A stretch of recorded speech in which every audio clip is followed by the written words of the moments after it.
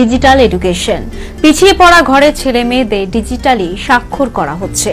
বর্ধমানের আদর্শ বিদ্যালয়ে ডিজিটাল লাইব্রেরি পড়াশোনার ভুল বদলে দিচ্ছে। দেখুন আমাদের একটি বিশেষ প্রতিবেদন।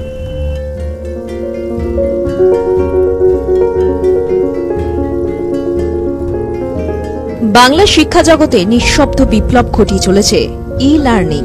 তথ্যের হাইওয়ের সঙ্গে শিক্ষা জগতে মেলবন্ধনের কথা সবার আগে ভাবে এই রাজ্য। 2021 থেকে সরকারি ও সরকারি সাহায্যপ্রাপ্ত স্কুলে চালু হয় ডিজিটাল লার্নিং। মূল লক্ষ্য পড়ুয়াদের কাছে পার্সোনালাইজড লার্নিং সলিউশন পৌঁছে দেওয়া। ডিজিটাল ফরম্যাটে পড়াশোনা করানোর ব্যবস্থা নতুন প্রজন্মের শিক্ষার্থীদের মধ্যে বাড়তি আগ্রহ তৈরি করেছে।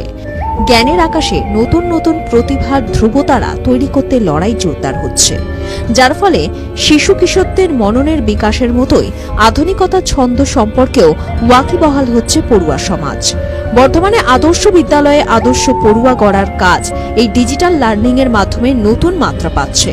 একদিকে প্রজেক্টরে তুলে ধরা হচ্ছে পড়াশোনার হরেক বিষয়, আর অন্যদিকে বার্তা দেয়া হচ্ছে সমাজ শিক্ষার। শো করা হয় যেখানে বিভিন্ন ক্লাসের ছেলে মেয়েদের নিয়ে আসা হয়, তাদের ক্লাসে হিস্ট্রি, জিওগ্রাফি বা যে কোনো সাবজেক্টে যে যে জায়গাগুলো অসুবিধা থাকে সেগুলোদের ভিডিও দেখানোর ব্যবস্থা করা হয়েছে। পিছিয়ে পড়া অংশে শিশু কিশোরদের মনে যাতে আধুনিকতা ছোঁয়া লাগে, সেজন্য ই লার্নিং এর অঙ্গ হিসেবে ডিজিটাল লাইব্রেরিরও ব্যবস্থা করা হয়েছে, যেখানে পিডিএফ ফাইল ডাউনলোড করে নলেজ ওয়ার্ল্ড মুখদর্পণেও রাখছে এই অনগ্রসর শ্রেণীর পড়ুয়ারা। ডিজিটাল লাইব্রেরি হয়েছে আমাদের নতুন।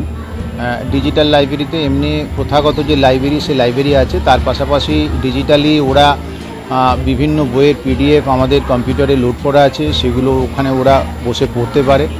দৃশ্য শ্রাব্যের মোড়কে পড়াশোনার হরেক বিষয় তুলে ধরার ফলে তা শিক্ষার্থীদের মনের গহনেও ছাপ রাখছে, বুঝতে সুবিধা হচ্ছে।